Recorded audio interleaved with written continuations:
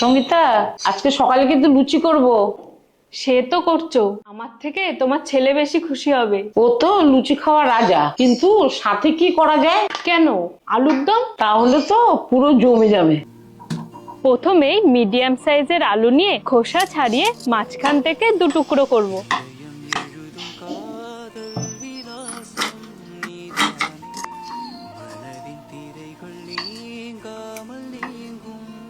এবার মিক্সিতে আদা, কাঁচা লঙ্কা, দু টুকরো পনির, কাজু, টক দই আর অল্প জল দিয়ে পেস্ট করে নেব।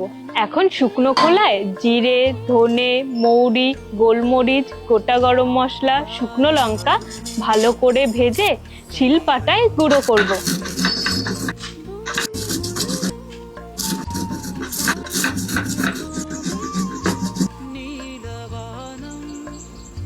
এবার কড়াই বসিয়ে তেল গরম করব। আলুগুলো ছেড়ে অল্প নুন দিয়ে নেড়ে চেড়ে লো ফ্লেমে ঢেকে ঢেকে ভাজবো। 80% মতো সেদ্ধ হয়ে গেলে তুলে নেব।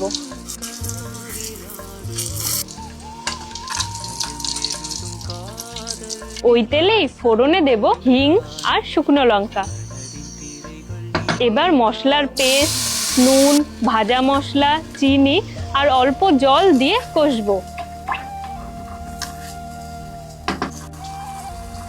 মশলা থেকে তেল ছাড়লে ভাজা আলুগুলো দেব। নেড়ে চেড়ে মিশিয়ে হাফ কাপ দুধ আর 1 কাপ জল দেব।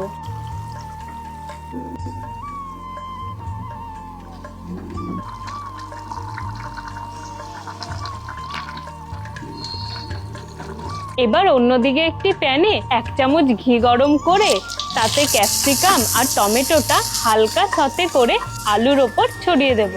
সব ভালো মতো মিশিয়ে ঝোলটা বেশ গামাখা হলে কিছুটা কেসুরি মেথি ছড়িয়ে নামাবো।